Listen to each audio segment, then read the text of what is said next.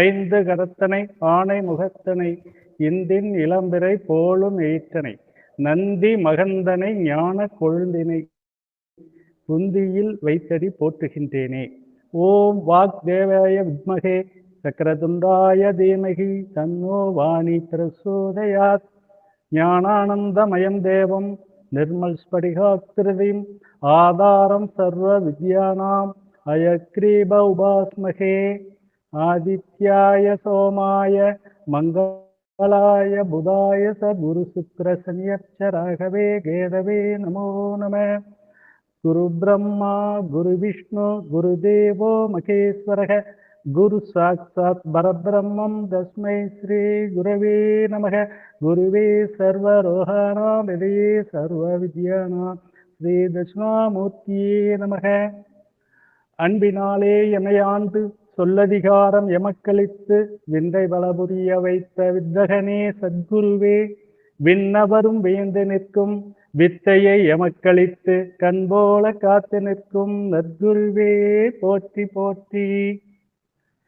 வேயுருதோழி பங்கன் விடமுண்டகண்டன் மிக நல்ல வீணை தடவி மாசரு திங்கள் கங்கை முடிமேல் அணிந்து என் உளமே புகுந்ததனால் ஞாயிறு திங்கள் செவ்வாய் புதன் வியாழன் வெள்ளி சனி பாம்பிரண்டுடனே ஆசரு நல்ல நல்லவை நல்ல நல்ல அடியாரவர்க்கு மிகவே. அனைவருக்கும் வணக்கம். ஸ்ரீஹரி ஜோதிட வித்யாலயத்தின்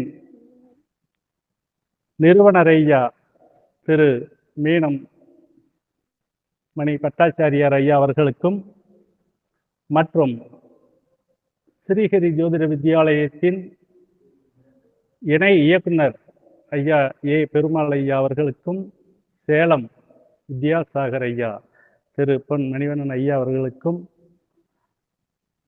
மற்றும்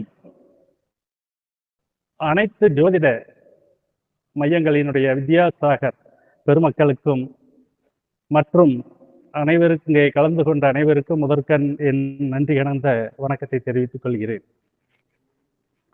ஸ்ரீஹரி ஜோதிட வித்யாலயத்தின் ஜோதிட சேவையை உலகறிய செய்து உலகெங்கும் இருக்கக்கூடிய ஜோதிட ஆர்வலர்கள் பொதுமக்கள் என அனைவருக்கும் ஜோதிட கருத்துக்களை பெறுவதற்கும் ஜோதிட ஞானத்தை அடைவதற்கும் ஸ்ரீஹரி ஜோதிட வித்யாலயத்தின் ஜோதிட மாணவர்களுக்கு ஜோதிடத்தில் புலமை மற்றும் அதனால் நல்ல மேம்பாடு அடையவும் உருவாக்கிய உன்னதமான ஸ்ரீஹரி ஜோதிஷ கைடு நிறுவனத்துக்கும் நிறுவனர் ஐயா அவர்களுக்கும் முதலில் மீண்டும் நன்றி கலந்த வணக்கத்தை தெரிவித்துக் கொள்கிறேன்.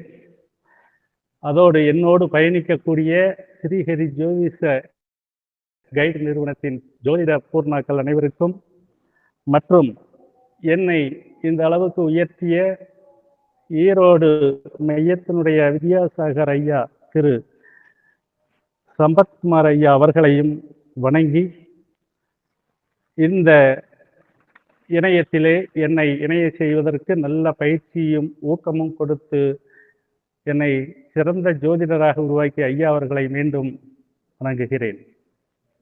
நெல்லு கிடைத்த நீர் வாய்க்கால் வழியோடி புல்லுக்கும் ஆங்கே பொசியுமாம் சொல்லுலகில் நல்லார் ஒருவர் உளரேல் அவர் பொருட்டு எல்லாருக்கும் பெய்யும் மழை என்ன செய்யுளுக்கேற்ப தான் கற்ற கல்வியை பயிற்சியை ஞானத்தை நமக்கெல்லாம் கொடுக்கக்கூடிய மிக சிறந்த உன்னதமான ஒரு நிறுவனர் ஐயா அவர்களை வணங்குகிறேன். அவர் பெற்றால் மட்டும் போதாது, இந்த வையகமும் தலைக்க வேண்டும், இந்த உலகெங்கும் ஜோதிடம் பரக வேண்டும் என்று அவர் பொருட்டு நம்மையெல்லாம் இந்த நிறுவனத்திலே இணைத்து நல்வழிப்படுத்தி முன்னேற்ற வைக்கும் உயரிய கருத்தை கொண்டுள்ளார்கள்.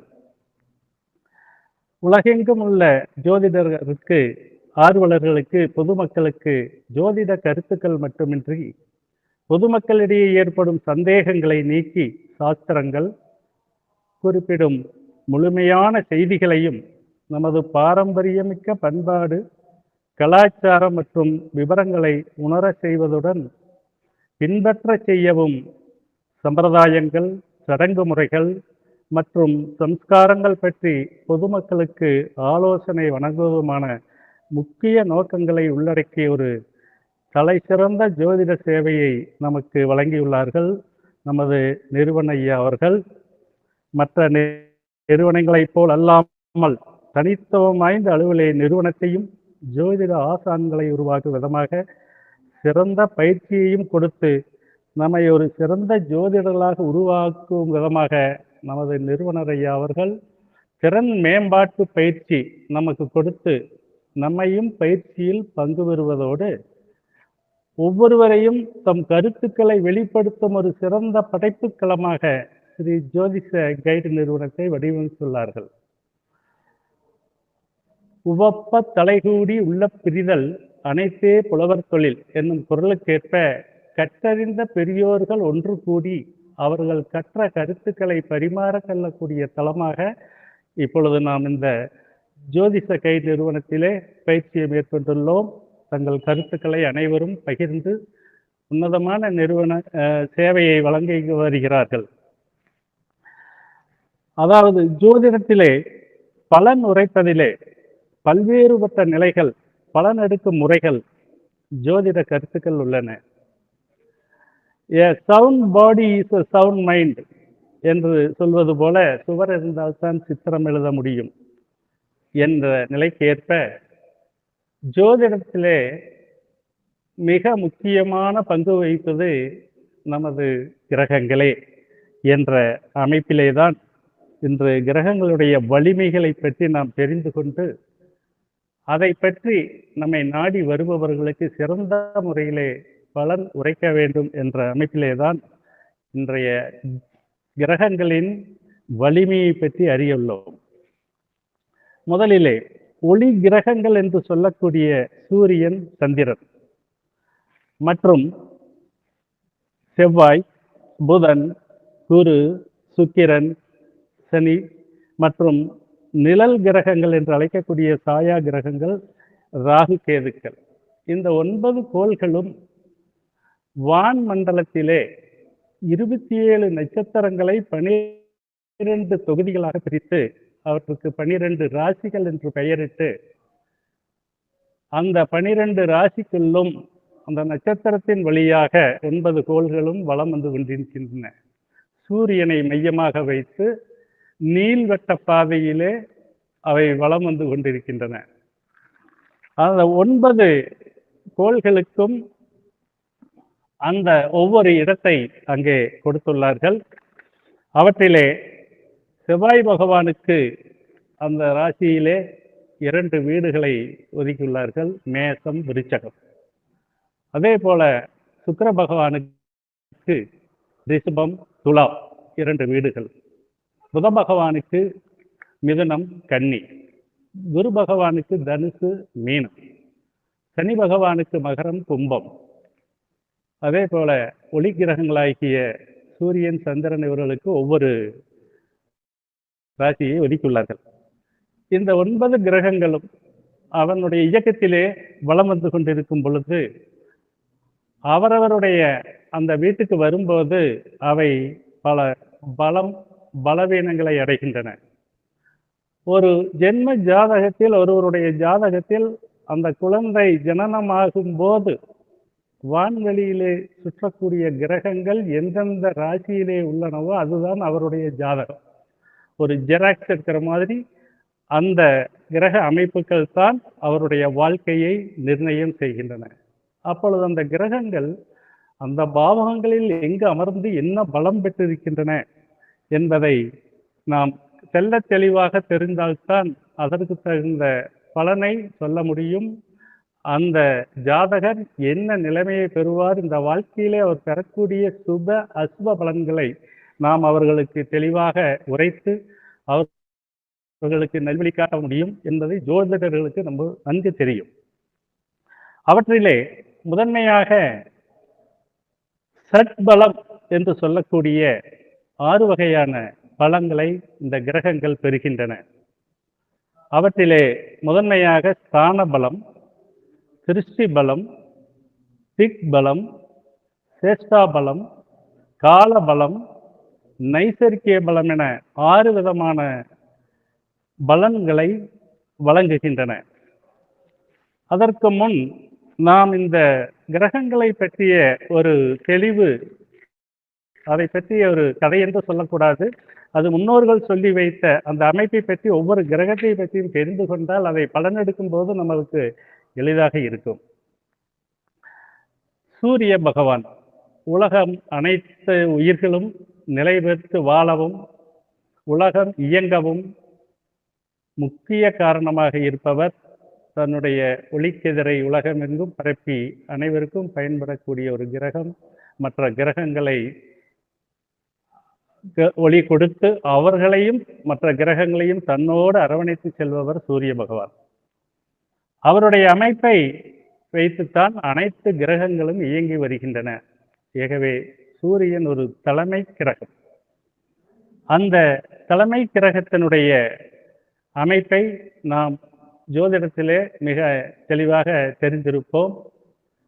அந்த கிரகத்தை பற்றி ஒரு சில தலைப்புகள். சூரியன் என்பவர் காசிப முனிவருக்கும் அதிதிக்கும் பிறந்த 2வது மகன். தலைப்பிள்ளை வாமனர். சூரியனுக்கு சமிக்ஞை, பிரபை, நிழலரசி என்னும் சாயாதேவி என்ற 3 மனைவிமார்கள். இதற்கு எதற்காக இதெல்லாம் சொல்கிறேன் என்றால், ஜாதகத்திலே இந்த இடத்திலே சூரியன் இருக்கும் பொழுது எப்படி பலன் எடுக்க வேண்டும் என்பதற்கு இவையெல்லாம் மிக மிக முக்கியமான அமைப்பாகும். அந்த வகையிலே சூரியனுடைய முதல் மனைவி பிறந்த குழந்தைகள் வைசுவதமனு, யமன், 2 ஆண்கள், யமனை என்னும் பெண். சாயாதேவிக்கு சாவர்ணி, சனி என்ற 2 ஆண்கள், தபதி, வியஷ்டி என்ற பெண் குழந்தை. இவர்களை வளர்த்து வரும் பொழுது சூரிய பகவான் அந்த ராசி மண்டலத்திலே அந்த பாவகங்களிலே அமரும் பொழுது இதை வைத்து நாம் பலன் எடுப்பதற்கு நமக்கு மிக சரியான ஒரு அமைப்பாகும். அடுத்தபடியாக சந்திர பகவான். சந்திர பகவான் சுப கிரகங்களிலே வளர்வரை சந்திரன் சுபமாகவும் தேய்வரை சந்திரனை நாம் அசுப பலன் கொடுப்பதாகவும் இருக்கிறோம். அது ஏன் என்று நாம் பார்ப்போம். சந்திரன் தட்ச பிரஜாபதியினுடைய 27 மனைவிகள். அவர்களிலே அத்திரி மகரிஷியின் மகன் சந்திரன் ஆவார். அத்திரி மகரிஷியுடைய சந்திரன் நல்ல அழகாகவும் தேஜஸுடையவராகவும் வாழ்ந்து வருகிறார். அவர் குரு பகவானை தன்னுடைய குருவாக ஏற்று அவர்களிடமே எல்லா கலைகளையும் பயின்று வருகிறார். ஒரு முறை தான் கற்ற கல்வியையும் தன்னுடைய தேசத்தையும் உயர்த்துவதற்காக ஒரு சிறந்த வேள்வி ஒன்றை செய்ய வேண்டும் என்று விரும்பி அந்த வேள்வியிலே அனைவரையும் அந்த வேள்வியிலே கலந்து கொள்ள செய்கிறார். அப்பொழுது அனைவருக்கும் தகவல் தெரிவிக்கப்பட்டு அந்த யாகம் சிறப்பாக நடைபெற்று கொண்டிருக்கிறது. யாகம் முடிந்து அனைவரும் கலைந்து செல்கின்றனர். அப்பொழுது அந்த யாகத்திலே மிக சிறந்த பொழிவை பெறுகிறார் சந்திர பகவான். அதனால்தான் ஜாதகத்திலே சந்திர பகவான் மிக அழகு என்று நாம் சொல்லக்கூடிய அமைப்பிலே இருக்கிறார். இப்படி அழகும் பொழிவும் பெற்ற சந்திர பகவான் அனைவரையும் விடைபெற்று கொண்டு செல்லும் பொழுது தன்னுடைய குருவான குரு பகவான் அவர்கள் அந்த கூட்டத்திலே அந்த யாகத்திலே கலந்து கொள்ளவில்லை. அப்பொழுது அவர் கலந்து கொள்ளாததால் அவருடைய மனைவியை அங்கே அனுப்பி வைக்கிறார்.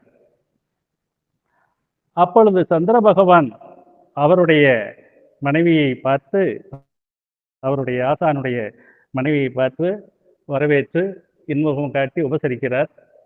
ஆனால் பிரியாவிடையாக அவர் அங்கே செல்ல மறுத்து சந்திர பகவானுடைய அந்த தேஜஸ் பெற்ற உடம்பை பார்த்து அவருடைய அழகை பார்த்து அங்கேயே தங்கி விடுகிறார்.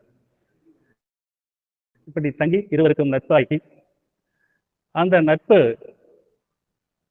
அவர்களுடைய பிணைப்பை ஏற்படுத்தி விடுகிறது. சந்திர பகவான் தான் பெற்ற 27 மனைவிகளை அல்லாமல் குருவனுடைய மனைவியோடும் அவர் அங்கே சேர்ந்து அவர்களுக்கு ஒரு குழந்தை பிறக்கிறது. அவர்தான் புத பகவான். தவறான வழியிலே அந்த குழந்தையை பெற்றெடுத்து புத பகவானை அவர்கள் விட்டுவிடுகிறார்கள். புத பகவான் தனியே வளர்ந்து தனியாக சென்று இமயமலை சாரலிலே அங்கே குடிலமைத்து அங்கே இறைவனை வேண்டி வரமிருந்து எல்லா கலைகளையும் தானே கற்றுக்கொள்கிறார். இந்த காலகட்டத்தில் குருவினுடைய மனைவி தாரை தன்னுடைய வீட்டுக்கு செல்ல போது குரு பகவானுக்கு இது தெரிந்து ஆனால் மன்னித்து ஏற்றுக்கொள்கிறார். ஆனால் அந்த மனைவியினுடைய குரு பகவானுடைய மாமனாராகிய தட்ச பிரஜாபதி அதற்கு ஒத்துக்கொள்ளவில்லை. அவர் மேல் கோபம் கொண்டு அவருக்கு சாபம் கொடுத்து விடுகிறார். அந்த சாபத்திலே அவர் அப்படியே ஒவ்வொரு நாளாக அப்படியே தேய்ந்து கொண்டே வருகிறார்.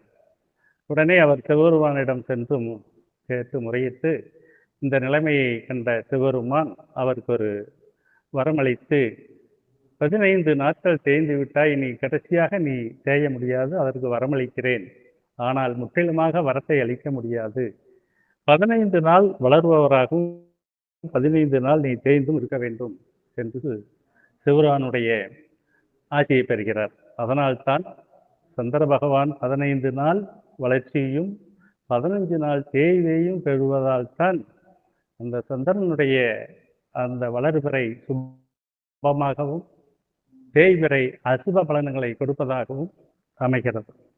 அதற்கு அடுத்தபடியாக செவ்வாய் பகவான், அவருடைய வரலாறு என்பது பூமி தாய் வளர்த்தவர் செவ்வாய்.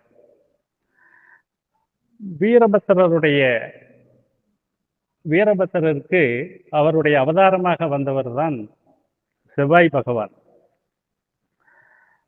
தட்ச பிரஜாபதியின் மகன் தாட்சாயினி சிவனுடைய மனைவியாக இருந்து அப்பொழுது இருவரும் அங்கே யாகம் ஒன்று வளர்த்துவதற்காக செய்யும் பொழுது அதை அழிப்பதற்காக வீரபத்திரர் மூலம் தட்ச பிரஜாபதி அதற்குண்டான வேலையை செய்கிறார். அப்பொழுது பரத்வாச முனிவர் அவர்கள் தன்னுடைய குடிலிலே தங்கியிருந்த கன்னிமார்களை அவர்கள் மீது நாட்டம் கொண்டு அவர்களுக்காக பிறந்ததுதான் செவ்வாய் பகவான்.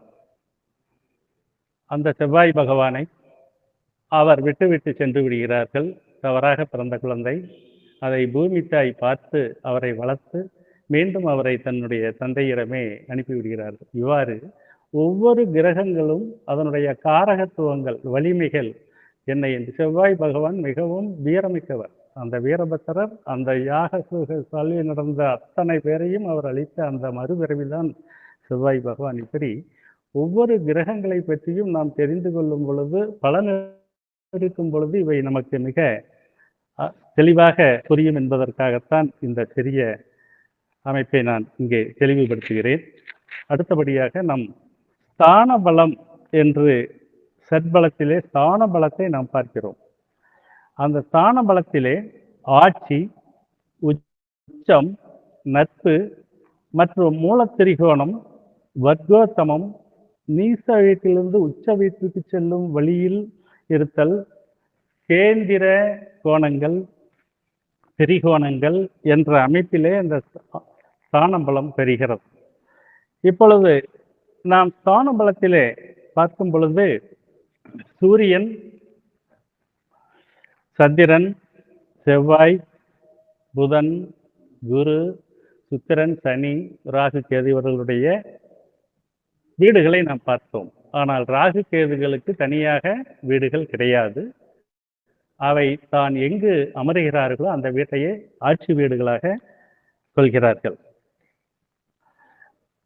அந்த ஆட்சி வீட்டிலே சூரிய பகவான் வலம் வரும் பொழுது அந்தந்த இடத்திலே வரும்போது அவர்களுடைய சூரியனுடைய ஒளி கற்றைகள் சமமாக அந்த இடத்திலே விழுவதால் அவை ஆட்சி வீடுகள் ஆகின்றன. அதே போல உச்ச வீடுகள் என்று அந்த சூரியனுடைய கதிர்வீச்சை வைத்துத்தான் உச்ச வீடுகள் என்ற அமைப்பை அந்த 12 ராசிகளிலே நமக்கு தெரிகிறது. அந்த இடத்திலே சூரியன் வரும் பொழுது, அந்த ஒளிக்கதிர்கள் அதிகமாக இருக்கும் பொழுது, அந்த கிரகங்கள் அங்கே இருக்கும் பொழுது அவை உச்ச பலத்தை அடைகின்றன. அதே போல உச்ச வீட்டுக்கு நேர் எதிர் 7ஆம் வீடு நீச வீடு. அதே போல நட்பு வீடு மற்றும் மூலத்திரிகோணம், இப்படி நாம் ஒவ்வொரு வகையாக அவனுடைய பலத்தை பார்க்கிறோம். மூலத்திரிகோணம் என்பது ஆட்சி வீடு, உச்ச வீடு, மூலத்திரிகோணம். மூலத்திரிகோணம் என்ற வீட்டிலே கிரகங்கள் அந்த சூரியனுடைய ஒளி கற்றைகள் அந்த இடத்திலே பரவலாகவும் அழுத்தமாகவும் விழக்கூடியதனால்தான் அவை மூலத்திரிகோணம் என்ற அமைப்பை அங்கே பெற்று அங்கே கிரகங்கள் அந்தந்த கிரகங்கள் அந்த இடத்திலே வரும் பொழுது அவை அந்த தன்மையை அவை பெறுகின்றன.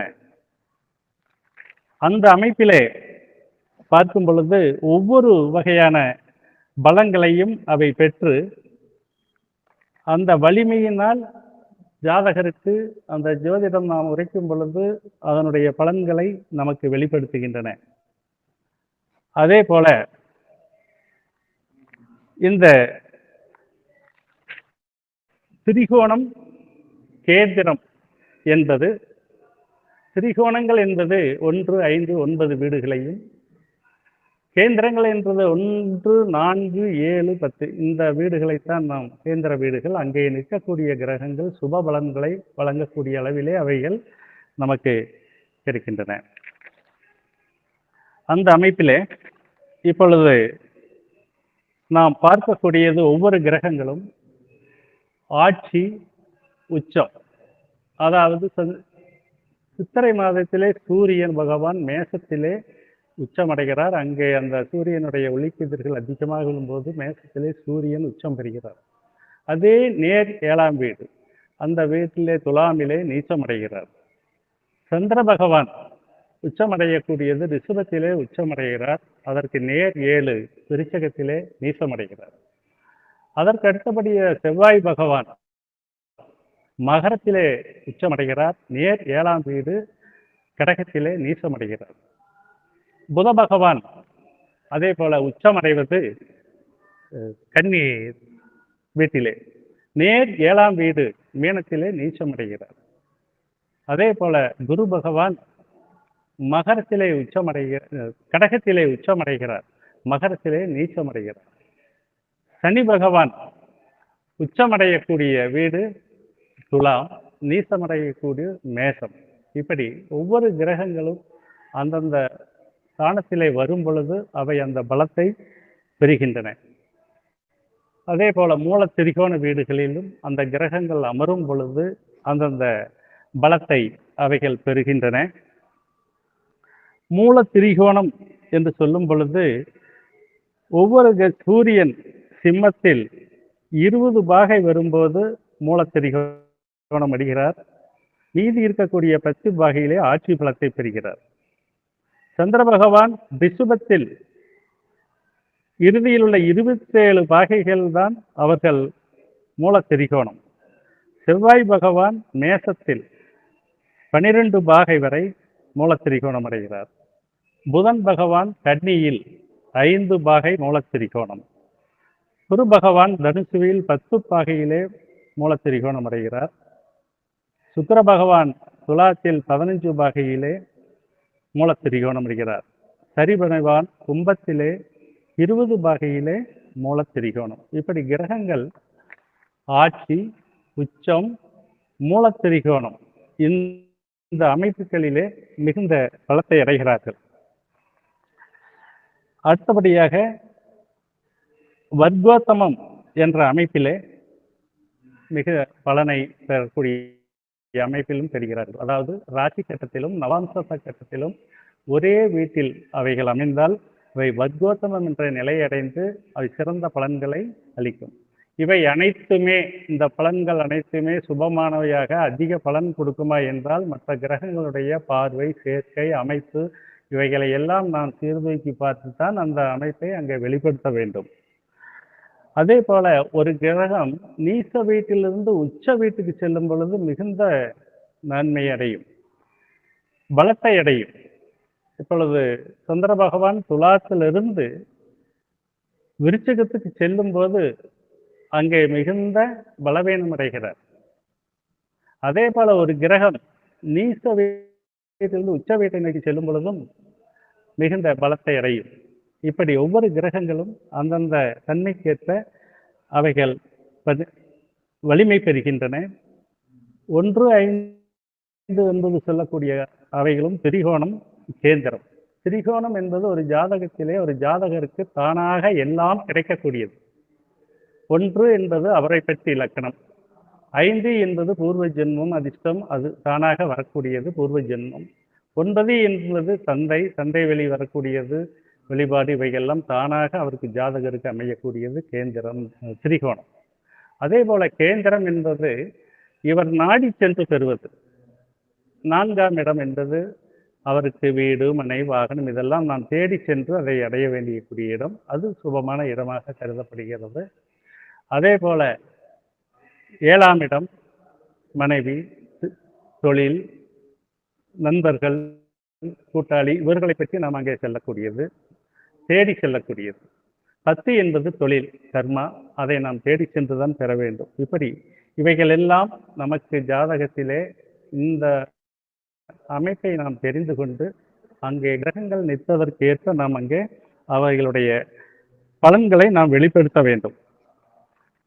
இப்பொழுது ஒரு கிரகமானது ஆட்சி பெற்றிருக்கிறது, உச்சம் பெற்றிருக்கிறது, மூல திரிகோணம் பெற்றிருக்கிறது என்றால் ஒவ்வொரு கிரகங்களையும் நாம் அவனுடைய பெரும்பொழுது என்னென்ன பலன்களை கொடுக்கும் என்பதை நாம் பார்க்கலாம்.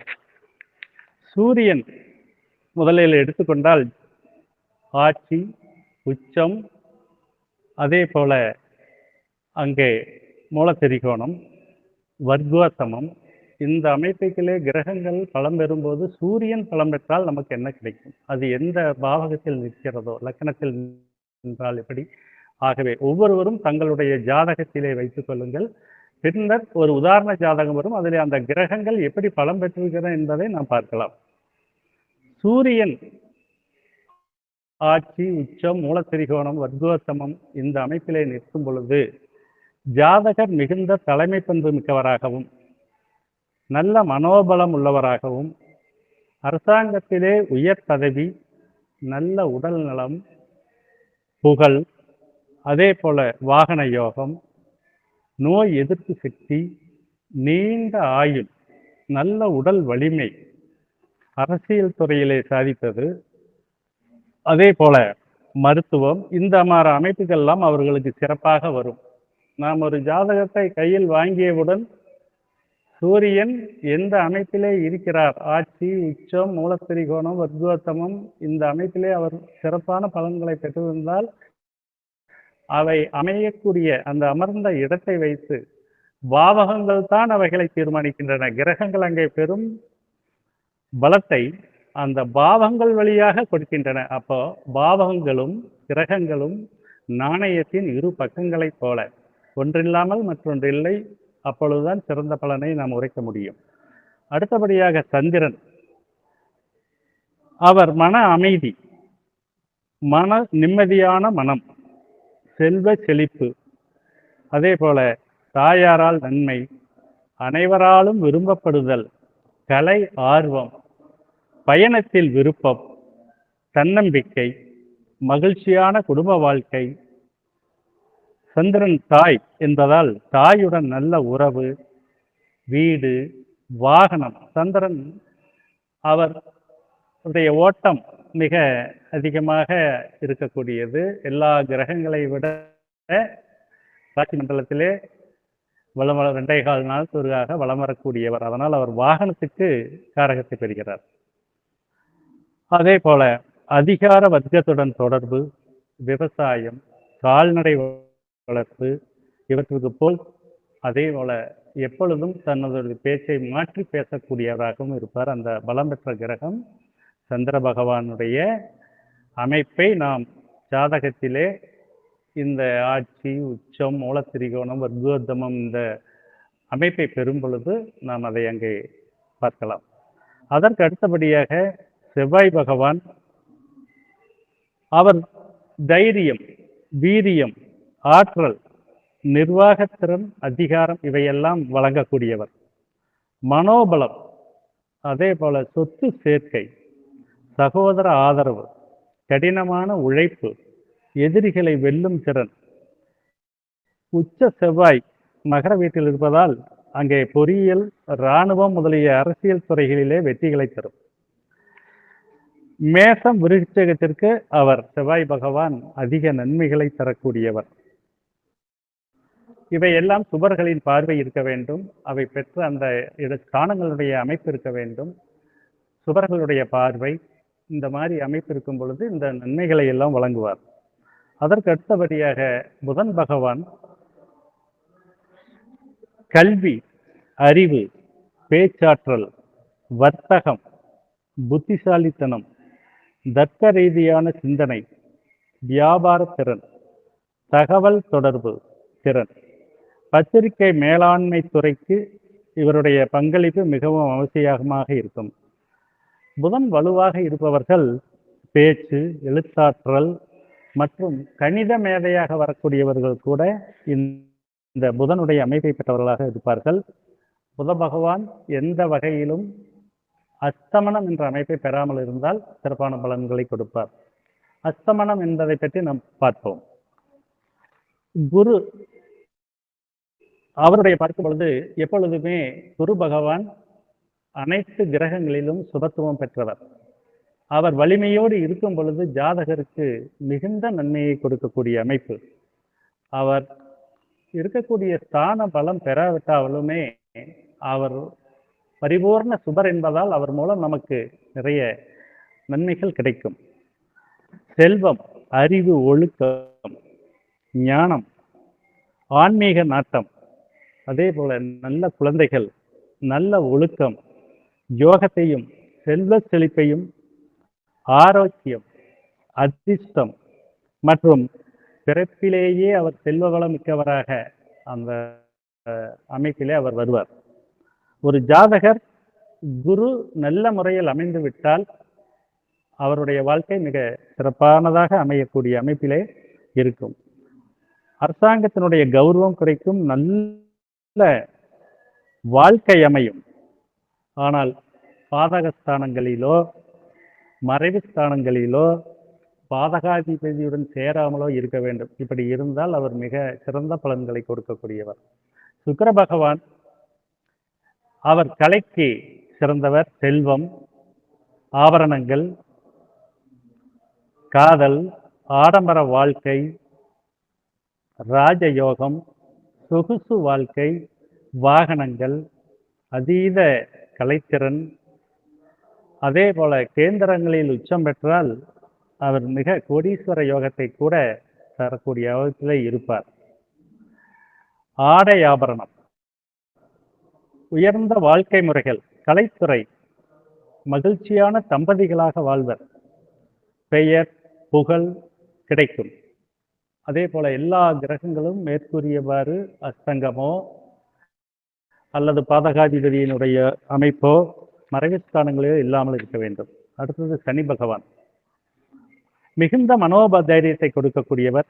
நீண்ட ஆயுள், ஆரோக்கியம், உழைப்பின் மூலம் உயர்வு, இரும்பு, தொழில்துறை, பெட்ரோலியம் துறைகளிலே சிறப்பு, தொழில்நுட்பத்துறை, சமூகத்தில் மதிப்பு, நடுநிலை தவறாமை, பலமான நிதிநிலைகளுக்கு சனி உச்சம் பெற்றவர்கள் அதிலே அடங்குவார்கள்.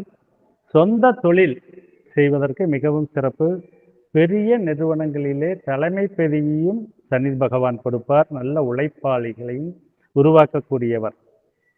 சேமிப்பு குணம் இருக்கும், நேர்மை மிக்கவர்.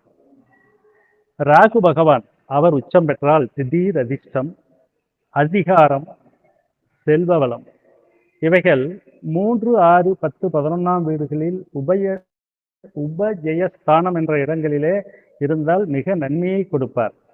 அதிலே ராகுவினுடைய விலை சுபத்துவமா அல்லது பாவத்துவம் பெற்றிருக்கிறாரா என்பதை நாம் சீர்தூக்கி பார்க்க வேண்டும். அதே போல வெளிநாட்டு பயணம், பதவி உயர்வு, தொழில் செய்யும் பொழுது பல கிளைகளை நிறுவுதல், அதற்கு ராகு பகவான் மிக துணையாக இருப்பார். சமூக வலைதளங்களை கையாள்வதிலும் திறமை, புதுமையான யோசனைகள், பிரம்மாண்டம். ராகு என்றாலே பிரம்மாண்டத்தை குறிக்கக்கூடியவர், செல்வமாக இருந்தாலும் சரி, மற்ற எதுவாக இருந்தாலுமே. கேது ஆன்மீக வளர்ச்சியை கொடுப்பார், ஆழ்ந்த ஞானம், கடந்த கால கர்ம வினைகளை நீக்கக்கூடிய அமைப்பை கொடுப்பார், பற்றின்மையை கொடுக்கக்கூடியவர், உலக விஷயங்களிலிருந்து ஒதுங்கி செல்லக்கூடிய அமைப்பை உருவாக்கி கொடுப்பவர் கேது பகவான். நல்ல இடங்களிலே இருந்தால் அந்த ஜாதகருக்கு அந்த மாதிரி அமைப்புகள்லாம் உண்டாகும். மகான்களுடைய ஜாதகத்திலே அந்த கேது பகவானுடைய உதாரண ஜாதகம் கிடைத்தால் அதிலே தெளிவாக அவர்களுடைய தெரியும். ராகுவால் ஏற்படும் தவறுகளை கேது சரி செய்வார், சரியான பாதைக்கு அழைத்து செல்வார். அதே போல தர்ம திரிகோணத்திலே கேது இருந்தால் பிறந்த இடத்தை விட்டு வெளியேறிய பிறகுதான் அந்த வாழ்க்கை சிறப்பாக இருக்கும். அந்த மாதிரி ஒவ்வொரு கிரகங்களும் தன்னுடைய உச்சம், நீச்சம் இந்த மாதிரி பெறும் பொழுது மிகுந்த பலனை தரக்கூடிய அமைப்பிலே இருக்கக்கூடிய அமைப்பை நாம் பார்க்கிறோம். அடுத்தபடியாக திருஷ்டி பலம். இதுவரை சொன்னதெல்லாம் ஸ்தான பலத்திலே அடங்கியவை. அடுத்தபடியாக கிரகங்கள். திருஷ்டி என்றால் பார்வை என்று பொருள். கிரகங்கள் சுப கிரகங்கள் பார்வை பெற்று பாவ கிரகங்களுடைய பார்வை இல்லாமல் இருந்தால் லக்கண ரீதியாக அவர்கள் சுபம் என்ற அமைப்பை பெறுவார்கள். அதே போல திக்பலம். திக்பலம் என்பது ஆட்சி, உச்சம், மூலத்திரிகோணம் இவைகளை விட ஒரு ஜாதகருக்கு அவைகள் எங்கே திக்பலம் பெறுகின்றனவோ அதே இடத்திலே அவைகள் அமர்ந்து விட்டால் அந்த ஜாதகரை மிக உன்னத நிலைக்கு கொண்டு செல்லும். திக்பலம் என்று சொல்லும் பொழுது லக்கணத்திலே புதன், குரு திக்பலம் அடைகின்றார்கள். 4வது வீட்டிலே சந்திரன் திக்பலம் அடைகிறார். சனி பகவான் லக்கணத்திற்கு 7வது வீட்டிலே திக்பலம் பெறுகிறார். சூரியன், செவ்வாய் இருவரும் 10வது வீட்டிலே திக்பலம் பெறுகிறார்கள். இப்படி ஒவ்வொரு கிரகங்களும் அந்த பலங்களின் வழியாக நமக்கு பல நன்மைகளை தருகின்றன. லக்னாதிபதி திக்பலம் பெற்றால் ஒரு கிரகம் அதனுடைய திசையில் அமர்ந்து அதீத அமைப்பை கொடுப்பார்கள். தலைமை பண்பு, நீண்ட ஆயுள், நற்பெயர் மற்றும் சமுதாயத்தில் உரிய அந்தஸ்தும் பெறுவார்கள். அதே போல செவ்வாய் பகவான் 10ஆம் இடத்திலே திக்பலம் பெறுகிறார். ஜாதகருக்கு வீரம், ஆற்றல், தலைமை பண்பு, போட்டி திறன், நிலம், சொத்து சேர்க்கை யோகம் கிடைக்கும். வெற்றி, அதாவது பிற்பகலில் பிறந்தவர் ஜாதகருக்கு அதிக பலன் தருபவர். கர்மஸ்தானங்களிலே திக்பலம் என்ற அமைப்பை பெறக்கூடிய அமைப்பை செவ்வாய் பகவான் பெற்றிருக்கிறார். புதன், குரு பகவானும் புத பகவானும் லக்கணத்திலே திக்பலம் அடைகிறார்கள். இது புதனுக்கு மிக சிறந்த இடமாகும். ஏனெனில் புதன் அதிக கல்வி அறிவு, வாக்குவன்மை, புத்திசாலித்தனம், நகைச்சுவை உணர்வு, வணிக திறன் இவைகளை எல்லாம் கொடுப்பார். ஒருவருடைய ஜாதகத்திலே லக்கணத்திலே புதன் நல்ல நிலையிலே இருந்து சுபமான அமைப்பை பெற்று இருந்தால் இந்த மாதிரி அமைப்புகளை எல்லாம் அந்த ஜாதகர் மிக அருமையாக பெறுவார். கணக்கு வழக்குகளிலே நிபுணத்துவம் பெற்றவராகவும் இருப்பார். அதே போல குருமகா திசையில் அனைத்து சௌபாக்கியங்களும் அவர்களுக்கு கிட்டும். ஆனால் புதன் பலம் குறைந்தாலோ நீசமடைந்தாலோ இந்த பலன்களிலே கொஞ்சம் சற்று தொய்வுண்டாகும். அதே போல அஸ்தமனம் அடையக்கூடாது. குரு பகவான் ஜோதிடத்தில் திக்பலம் மிகச்சிறந்த நிலை. லக்கணத்தில் திக்பலம் பெற்ற குரு அனைத்து தோஷங்களையும் நீக்கக்கூடியவர். குரு பார்க்க கோடி நன்மை என்று சொல்லுவோம். குரு பார்க்கக்கூடிய இடத்திலே தோஷங்கள் விலகும். நன்மைகளை விட தோஷங்கள் விலகுவதே ஒரு ஜோதிடருக்கு, ஜாதகருக்கு மிக சிறப்பான அமைப்பை கொடுக்கக்கூடிய என்பதை நாம் தெரிந்து கொள்ள வேண்டும். ஒழுக்கம், நேர்மை, அதே போல பெருந்தன்மை, ஞானம், இப்படி எல்லாமே கொடுப்பார்கள் குரு பகவான். அதே போல குரு பகவான் எங்கே ஒவ்வொரு கிரகமும் எங்கே உச்சமடைகிறதோ அதற்கு நேர் வீட்டில் அந்த கிரகம் என்றால் அதற்கு பேர் நிஸ்பலம் என்று பெயர். இந்த நிஸ்பலம் என்பது அந்த கிரகத்தினுடைய வலிமையை சற்று குறைத்து கொடுக்கும். அது நிற்கக்கூடிய அமைப்பிலே பெற்ற அமைப்புகளை பொறுத்து அந்த நிஸ்பலம் இருந்தாலும் நிஸ்பலத்திலே அந்த கிரகம் தன்னுடைய வலிமையை குறைத்து கொடுக்கக்கூடிய அமைப்பிலே உருவாகும். சுக்கிரன் திக்பலம் பெறும்போது சுகபோக வாழ்க்கை, சொகுசு வாகனங்கள் நன்றாக அமைதல், அதே போல ஆடம்பர வீடு, கலை ஆர்வம், திருமண வாழ்க்கையில் சிறப்பான நன்மையை தருவார். குறிப்பாக கடகலக்கணத்திற்கு 4ஆம் இடம் துலாம் இடத்தில் திக்பலம் பெறுவது மிகுந்த யோகமாகும். இப்படி ஒவ்வொரு இடத்தையும் நாம் சொல்லிக் கொண்டு செல்லலாம். ஆனால் திக்பலம் என்று வரும் பொழுதே நாம் ஜோதிடர்களுக்கு தெரியும் அதை எந்த இடத்திலே எப்படி இருக்கிறார் என்பதை நாம் கண்டிப்பாக தெரிந்து கொள்ள முடியும். தடையில்லாத பொருளாதாரத்தை கொடுப்பார். அதே போல தன்னை விரும்புபவர்களையே மணக்கக்கூடிய அமைப்பையும் மன வாழ்க்கையிலே துணைவராக சேர்க்கக்கூடிய ஆண் பெண் இருவருக்கும் அவை கொடுக்கக்கூடிய அமைப்பை பெறுவார். ஆனால் பாவகரங்களுடைய தொடர்பு இல்லாமல் இருக்க வேண்டும். பொருளாதாரத்திலே மிக உன்னத நிலையை கொடுக்கக்கூடியவர். அதே போல சனி பகவான் திக்பலம் வரக்கூடிய 7ஆம் இடத்திலே அது மேற்கு திசை வீடு 7இல் ஆட்சி பெற்றதற்கான இணையான பலம் ஜாதகருக்கு நீண்ட ஆயுளை கொடுக்கக்கூடியவர். கடின உழைப்பு, விடாமுயற்சி, நிலைத்த தொழில், வியாபாரத்தில் வெற்றி உண்டாகும். அதே போல எதிர்மறை பலன்களை குறைக்கக்கூடியவர். ராகு கேதுகள் திக்பலம் கிடையாது, ஆனால் 7ஆம் வீட்டில் திக்பலம் பெறுவதாக சில ஜோதிட நூல்களிலே குறிப்பிடப்படுகிறது. அப்படி அவர்கள் பெறும் பொழுது சமூக வாழ்க்கை, திருமண வாழ்க்கை, கூட்டுத் தொழில், வெளிநாட்டு தொடர்பு இதிலே அதிக தாக்கத்தை கொடுப்பார். சுப அசுப பலன்களை அவர் நமக்கு வழங்குவார்கள். அதே போல நீச்சம் பெற்ற கிரகங்கள் ஒவ்வொரு என்ன பலன் கொடுக்கும்? சூரியன் நீச்சம் பெற்றால் என்ன பலன்? சந்திரன் நீச்சம் பெற்றால் என்ன பலன்? என்ன பலங்கள் என்று பார்க்கும் பொழுது நாம் அதிக பலத்தையும் பார்க்க வேண்டும். அதற்கு நேர் எதிரையும் பார்த்தால்தான் நாம் ஜாதகத்திலே பலன் எடுப்பதற்கு இருக்கும். அதை சுருக்கமாக, சூரியன் நீசமடையும் பொழுது தந்தை வழியிலே உறவில் பிரச்சனை உண்டாகும், ஆரோக்கிய பாதிப்பு, தந்தையினுடைய உடல்நிலை பாதிப்பு, அதே போல அரசாங்க ஆதரவு கிடைக்காமல் செல்வது, தலைமை பண்பிலே குறை, இப்படி இந்த மாதிரி முக்கியமான அந்த காரகத்துவங்கள் நீசம் வரும்போது கிடைக்கும். சந்திரன் பயம், மனக்குழப்பம், ஆரோக்கிய குறைபாடு, அதே போல நீர் சம்பந்தமான நோய்கள், பெண்களால் தொல்லை, அதிக உணர்ச்சி வசப்படுதல், சளி காய்ச்சல் போன்ற நோய்கள், நீர் கண்டம், பெண்களால் பிரச்சனை, தொழில் மற்றும் உறவுகளில் தடைகளை கொடுக்கக்கூடியது. செவ்வாய் பகவான் நீச்சம் பெறும் பொழுது நன்மை அது இருக்கும் இடத்தை பொறுத்து கிடைக்கும். அதில் திருமண தடைகள் மிக கிடைக்கும். கணவன் மனைவி சண்டைகள் வரும், ஞாபக மறதி, கவனக்குறைவு, இவைகள் எல்லாம் செவ்வாய் பகவான் கொடுப்பார். புதன் பகவான் முடிவெடுப்பதிலே தடுமாற்றம், பதட்டம், கற்பனை உலகில் வாழ்தல், படிப்பில் ஆர்வமின்மை, இவைகள் எல்லாம்.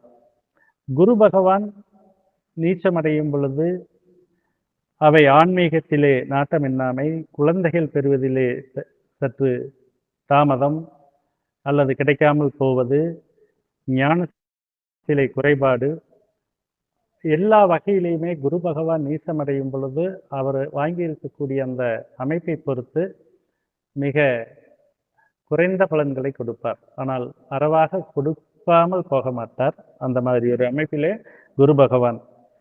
சனி பகவான் நீச்சத்தன்மை அடையும் பொழுது மந்தத்தன்மை, தேவையற்ற கோபம்.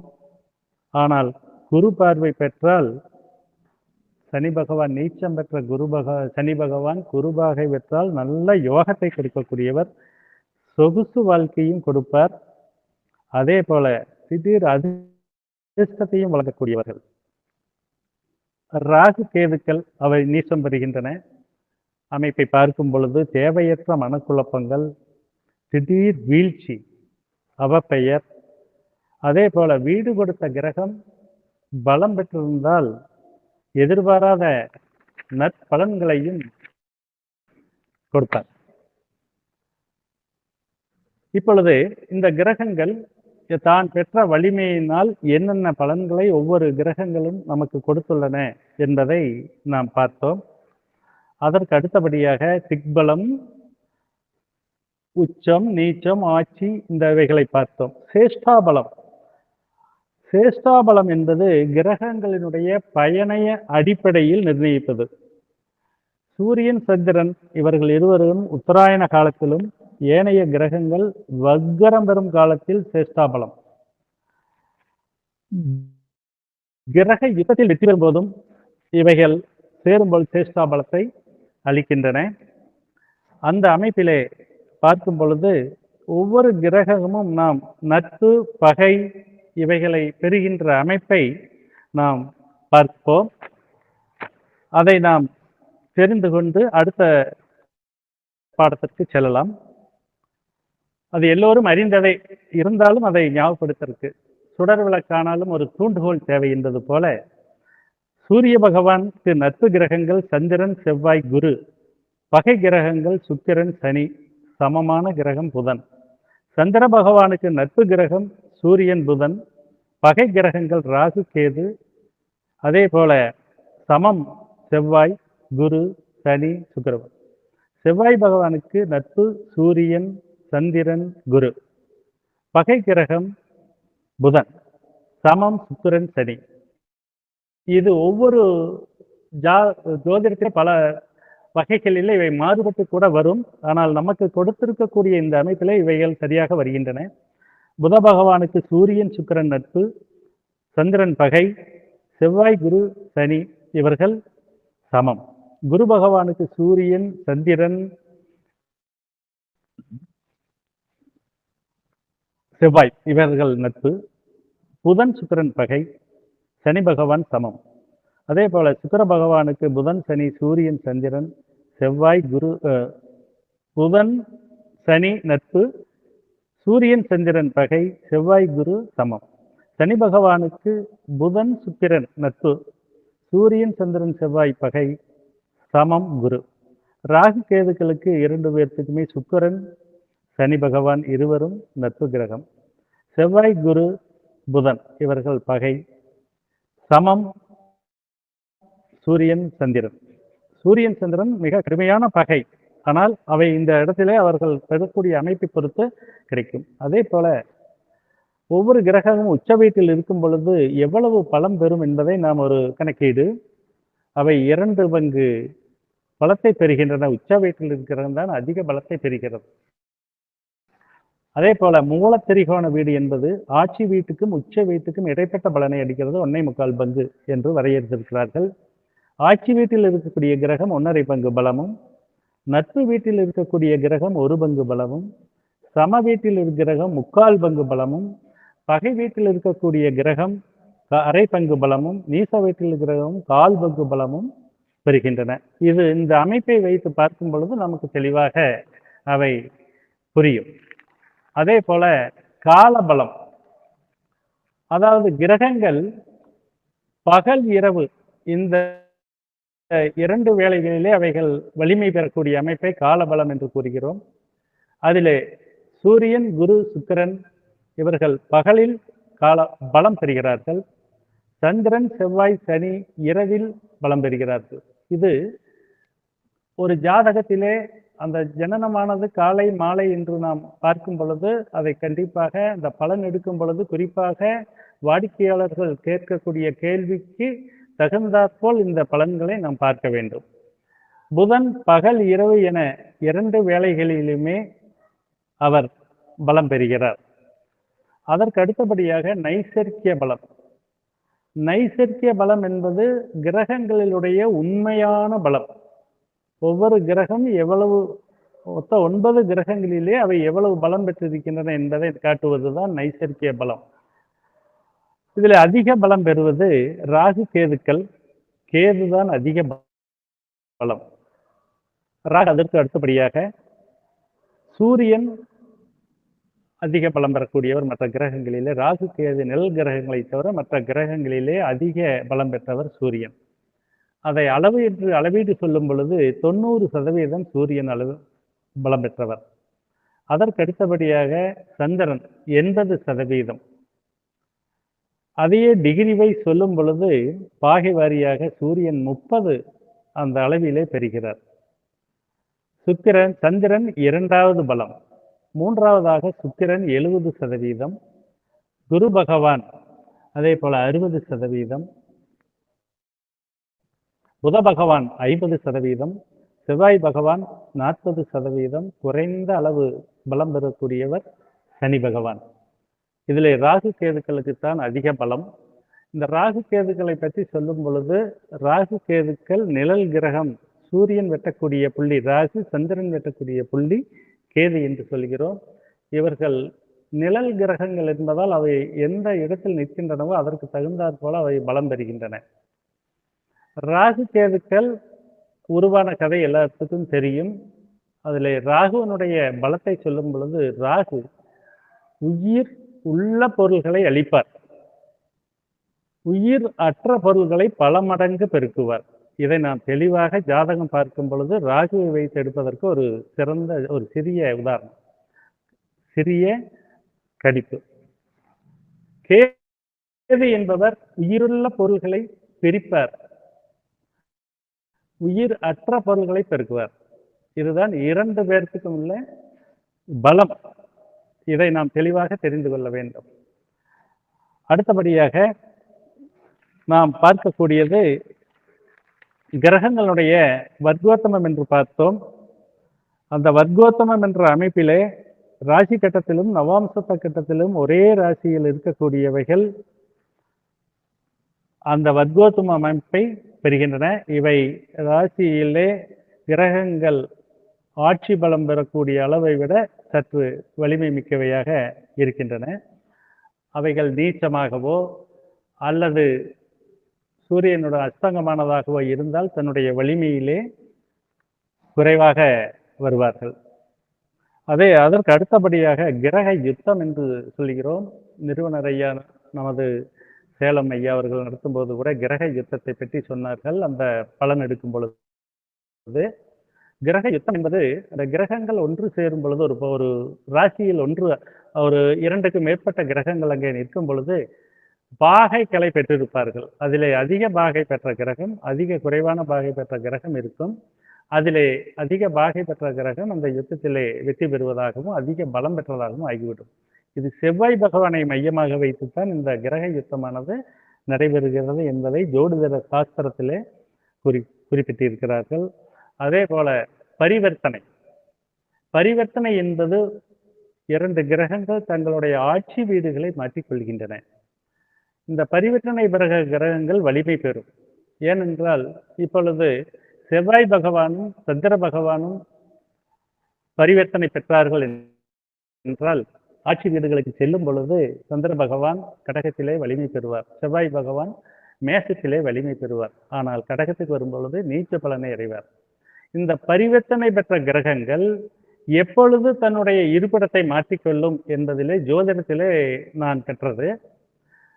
கோச்சார குரு அந்த பரிவர்த்தனை பெற்ற கிரகங்களுடைய எந்த ராசிக்கு வருகிறாரோ அப்பொழுது அந்த கிரகங்கள் தங்கள் வீட்டுகளை மாற்றிக்கொள்ளும் என்று எனக்கு அந்த ஆசிரியர் மூலமாக நான் கற்றது.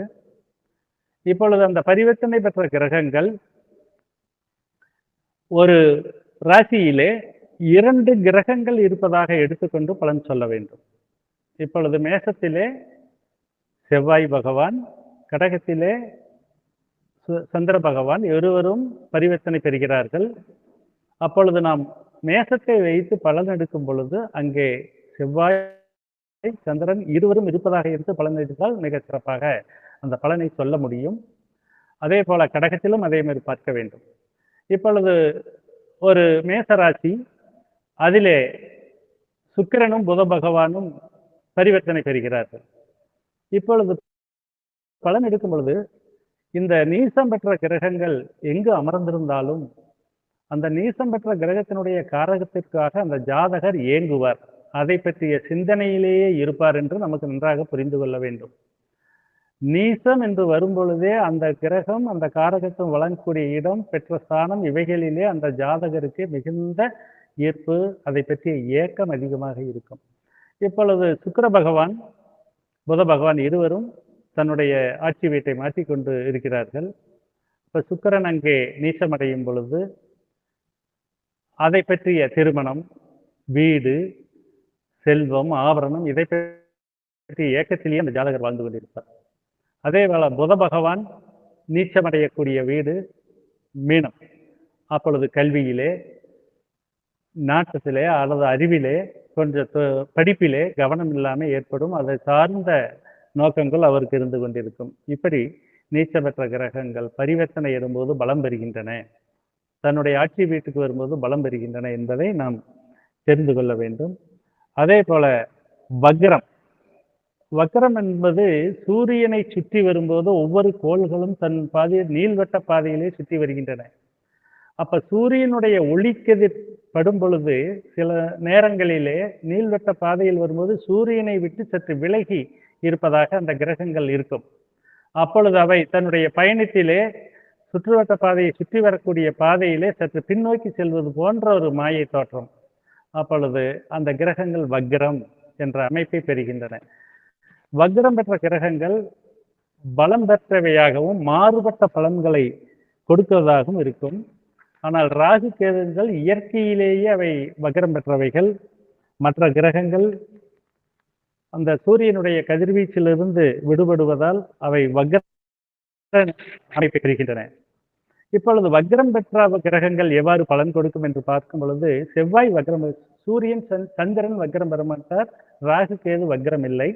ஆனால் செவ்வாய் வக்ரம் வரும்போது ஆற்றல், தைரியம் இவைகளிலே மாறுபாடுகள் தோன்றும், கோபம் அதிகமாக வரும், மன அழுத்தம் ஏற்படும். அதே போல போட்டிகளிலே சிரமம் ஏற்படும். அவர்கள் ஒருவரை ஒருவர் ஆண் பெண் விரும்பும் பொழுது அதிலே சில சிக்கல்கள் உண்டாகும். தாம்பத்தியத்திலே சுகத்திலே குறைவு உண்டாகும். ஆனால் வக்ரம் பெற்ற செவ்வாய் போட்டித் தேர்வுகளிலே அதிக முன்னேற்றத்தை கொடுப்பவராகவும் சில சமயம் அமைந்து விடுவார். இப்பொழுது நம் ஜாதகம் பார்க்கும் பொழுது உடனே இப்போ படிப்பு எப்படி இருக்கும், இப்போ போட்டித் தேர்விலே எங்களுடைய மகனோ மகளோ கலந்து கொண்டிருக்கிறார்கள், அவர்கள் இப்பொழுது எப்படி தேர்விலே வெற்றி பெறுவார்களா என்று நாம் பார்க்கும் பொழுது அந்த வக்ரம் பெற்ற செவ்வாயை பார்க்க வேண்டும். அவர் குருவினுடைய பார்வையோ அல்லது சுபமான இடங்களிலோ அவை அமர்ந்து விட்டால், கோணங்களிலோ கேந்திரங்களிலோ திக்பலம் பெற்று விட்டால் கண்டிப்பாக வக்ரம் பெற்றிருந்தாலும் அந்த மாணவன் மாணவி தேர்விலே கண்டிப்பாக நிச்சயமாக வெற்றி பெறுவார்கள் என்று நாம் ஆணித்தரமாக அவர்களுக்கு சொல்ல முடியும். அப்ப ஜாதகத்தில் இவைகள் எல்லாம் நமக்கு மிகவும் முக்கியமானவை. புத பகவான் சிந்தனை மாற்றம், அவர் வக்ரம் பெறும் பொழுது சிந்தனை மாற்றம், அதே போல தகவல் தொடர்பிலே சில மாற்றங்களை ஏற்படுத்தி விட்டுவார். கருத்து பிடிவாதம் இருக்கும் அவர்களிலே, முடிவெடுப்பதிலே மிகுந்த சிரமப்படுவார்கள். பேச்சுவார்த்தைகளிலே தடை ஏற்படும், கவன சிதறல் ஏற்படும். இப்பொழுது படிக்கக்கூடிய மாணவர்களுக்கு நாம் கண்டிப்பாக வக்ரம் பெற்ற புதனை பார்க்கும் பொழுது அவருடைய ஜாதகத்தில் இருக்கும்போது தாராளமாக இந்த கருத்தை சொல்லலாம். இவருக்கு படிப்பிலே சிரமப்படுவார், கவன சிதறல் ஏற்படும், ஆகவே இவரை நன்றாக கவனித்துக் கொள்கின்ற ஆலோசனை வழங்க முடியும். அதே போல குரு பகவான் வக்ரமானால் தொழில், கல்வி, நிதி தடைகள் இவைகள் எல்லாம் ஏற்படும். வேலை இழப்பு கூட ஏற்படும், மனக்குழப்பங்கள் வரும். சில ராசிகளில் குரு வக்ரம் விழும் பொழுது வெற்றி அதிர்ஷ்டம் கூட நமக்கு கிடைக்கும். வெளிநாட்டு பயணங்களிலே குரு வக்ரம் வரும்போது கண்டிப்பாக கிடைக்கும். இவையெல்லாம் பொது பலன்கள். நாம் அந்த அமைந்த விதத்தையும் மற்ற கிரகங்கள் தொடர்பு, பார்வை, சேர்க்கை, நட்பு, பகை இவைகளை வைத்து கொஞ்சம் நாம் ஜோதிடர்கள் அதை கவனித்துக் கொள்ள வேண்டும். இதெல்லாம் பொதுவான பலன்களே. ஆனால் இவை 50% ஒரு வாடிக்கையாளர் நம்மை நாடி வரும் பொழுது இந்த கிரக அமைப்புகளை வைத்து அவர்களுக்கு சரியான பதிலை நாம் சொல்ல முடியும். சனி பகவான் வக்ரமாகும் பொழுது கடந்த காலத்தில் முடியாத பணிகள், தடைப்பட்ட வேலைகள் எல்லாம் இருக்கும் என்று சொல்லலாம். அதே போல சனி பகவான் வக்ரமாக இருப்பவர்கள் ஆணாக இருந்தாலும் சரி பெண்ணாக இருந்தாலும் சரி அவர்களுக்கு தொழிலிலே 30 ஆண்டுகள் கழித்து தான் ஒரு தொழில் நிலைமை சரியாக வரும் என்று சொன்னால் சரியாக இருக்கும். இல்லை என்றால் குருவோ சனி இவைகளெல்லாம் பார்க்கும் பொழுது சேரும் பொழுது அவர் இளமை காலத்திலேயே வேலைக்கு வந்து விடுவார். ஆனால் வக்ரம் பெற்ற சனி பகவான் என்று சொல்லும் பொழுது இந்த அமைப்புகள் எல்லாம் உண்டாகும். பண விரயம் ஏற்படும், குடும்ப மனஸ்தாபங்கள், நிதி பிரச்சனைகள் இவைகள் எல்லாம் அந்த வக்ரம் பெறும் காலத்திலே அமைகின்றன. அதே போல அஸ்தமனம், அஸ்தங்கம் என்று சொல்லுகிறோம். ராகு கேது நீங்களாக அனைத்து கிரகங்களுக்கும் அந்த அஸ்தங்கம் ஏற்படக்கூடிய அமைப்பு உண்டு. சூரியனை அருகிலே வரும் பொழுது அவைகள் அஸ்தங்கம் அடைகின்றன. செவ்வாய் பகவான் 17 டிகிரியிலே அஸ்தங்கம் அடைகிறார். குரு பகவான் 11 பாகையிலே அஸ்தங்கம் அடைகிறார். புத பகவான் 14 பாகையிலே. வக்ர புதன் 12 பார்வை. இதுல வக்ர புதன் இருந்தால் அதை கண்டிப்பாக நாம் பார்க்க வேண்டும்.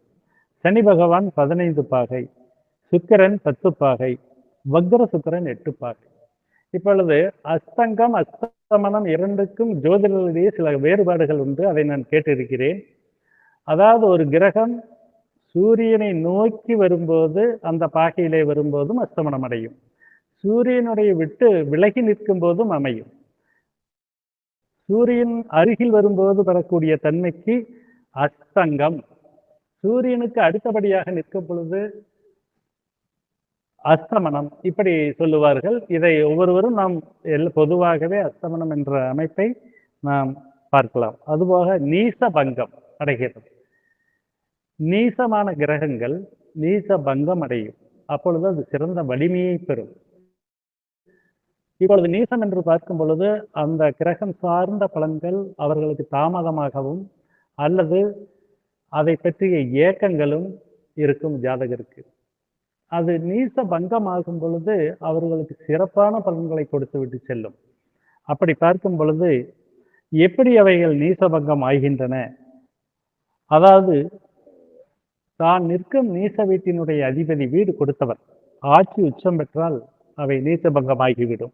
இது நாம் அனைவரும் அறிந்ததே, இருந்தாலும் ஒரு முறை அதை நாம் பார்க்கலாம். நீச வீட்டின் அதிபதி பரிவர்த்தனை பெற்றாலும் நீசபங்கம் ஆகிவிடும். உச்சம் பெற்ற கிரகம் அந்த நீச்ச கிரகத்தை பார்த்தாலும் நீச்சபங்கம் ஆகிவிடும். அதே போல நீசன் என்ற வீட்டின் அதிபதி, இதை முக்கியமாக கவனிக்க வேண்டும், சந்திரனுக்கு கேந்திரத்தில் இருந்தால் கண்டிப்பாக நீச்சபங்கமாகும். நீச கிரகம் வக்ரம் பெற்றாலும் அது நீச்சபங்கம் என்று எடுத்துக்கொள்ள வேண்டும். அதே போல நவாம்சத்தை பார்த்தும் தெரிந்து கொள்ளலாம். நீச பெற்ற கிரகம் அங்கே உச்சம் பெற்றாலும் நீசபங்கம், வர்க்கோத்தமம் பெற்றாலும் அவை நீச்சபங்கமாகிவிடும். இவைகளை நாம் கிரகத்தினுடைய பலன்களை அறிந்து நாம் அவைகளுடைய கிரகங்களுடைய பலத்தை வைத்து நாம் பலன்களை குறைக்க வேண்டும்.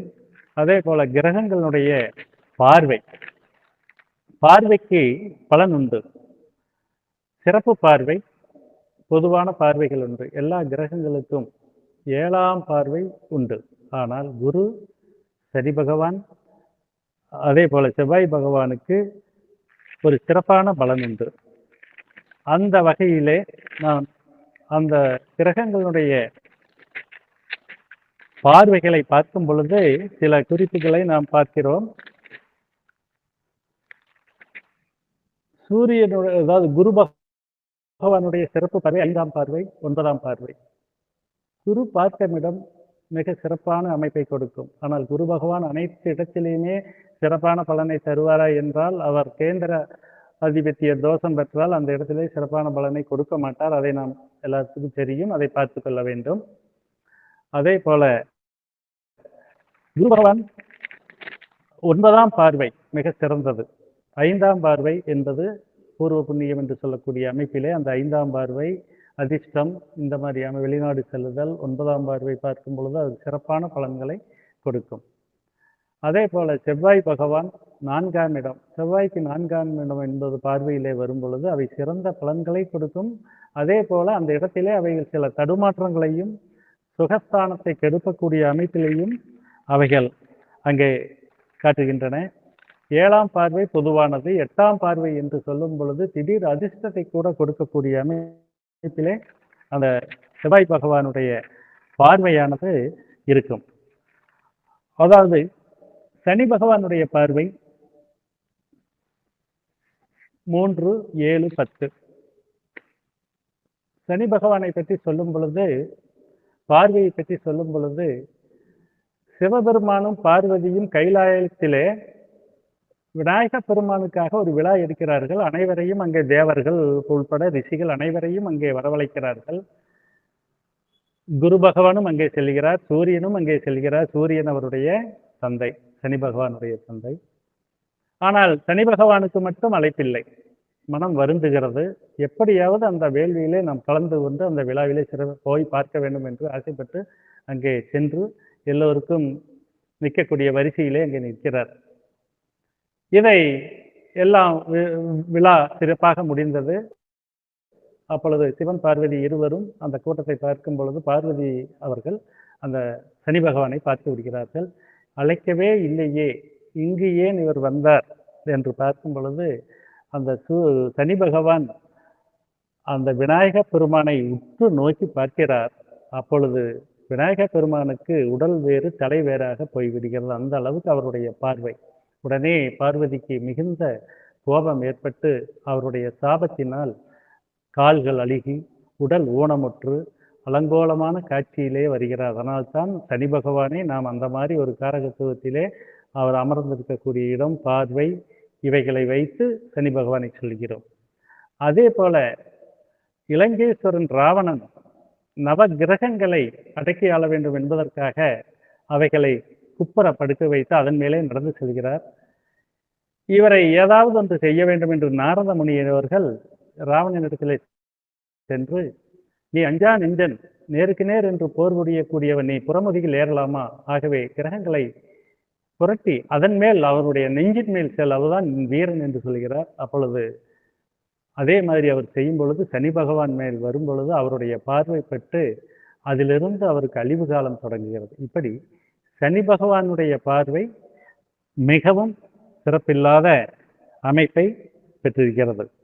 அதே போல சிறப்பு பார்வை என்பது பௌர்ணமி சந்திரனுடைய பார்வைக்கு மிகவும் உன்னதமான பலன் உண்டு.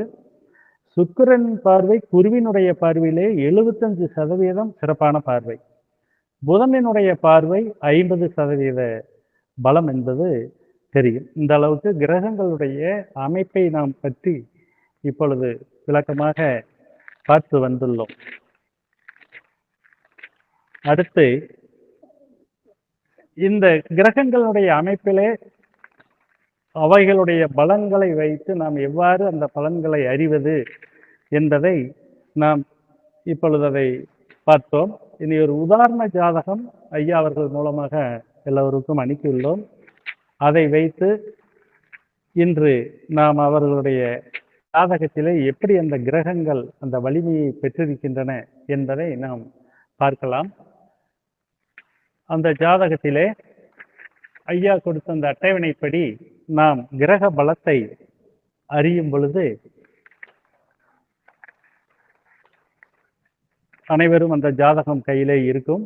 பாருங்கள், ஒரு ஆண் ஜாதகம், பிறந்த தேதி 10/10/1984 இரவு 8:35 மணிக்கு ஈரோட்டிலே பிறந்தவள். இவர் எனக்கு வாடிக்கையாளராக வந்த பொழுது இந்த ஜாதகம் பார்க்கப்பட்டது. இப்பொழுது வயது 42 நடந்து கொண்டிருக்கிறது. லக்கணம் ரிஷப லக்கணம். அங்கே ராகு பகவான் அமர்ந்திருக்கிறார். இவருடைய அமைப்பை பாருங்கள். புத பகவான் ஆட்சி, உச்சம், மூலத்திரிகோணம். சூரியன் அங்கே நட்பு பலம். சுக்கிரன் அதே போல மூலத்திரிகோணம் ஆட்சி. சனி பகவான் உச்சம்.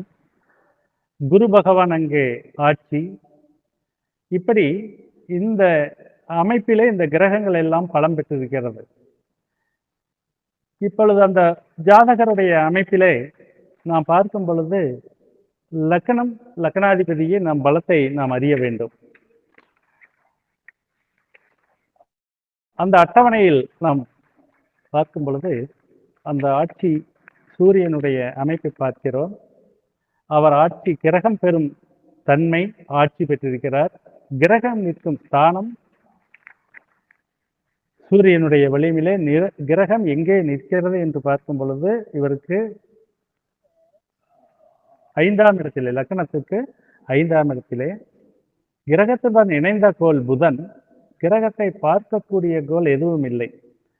கிரகம் பெறும் சிறப்பு தன்மை அப்படி என்று சொல்லும் பொழுது அங்கே சிறப்புத்தன்மை எதுவும் இல்லை. அப்பொழுது இந்த சூரிய பகவான் அங்கே கோணத்திலே அமர்ந்து அவருக்கு ஒரு சிறப்பான பலனை கொடுக்கக்கூடிய அமைப்பிலே இருக்கிறார். அடுத்தபடியாக சந்திர பகவான், அவர் கிரகம் நிற்கும் ராசியில் அவர் பெறக்கூடிய தன்மை என்று பார்க்கும் பொழுது நட்பு, அந்த மாதிரி அமைப்பிலே அவர் பெற்றிருக்கிறார். அடுத்தபடியாக அவர் நிற்கும் ஸ்தானம் என்று பார்க்கும் பொழுது சிறிது ஒரே நிமிடம் அந்த அட்டவணையை தெளிவாக பார்த்துக் கொள்ளலாம். அங்கே நிற்கக்கூடிய கிரகங்கள், அதோடு நிற்கக்கூடிய கிரகம் நிற்கும் ஸ்தானம் அப்புறம் 12.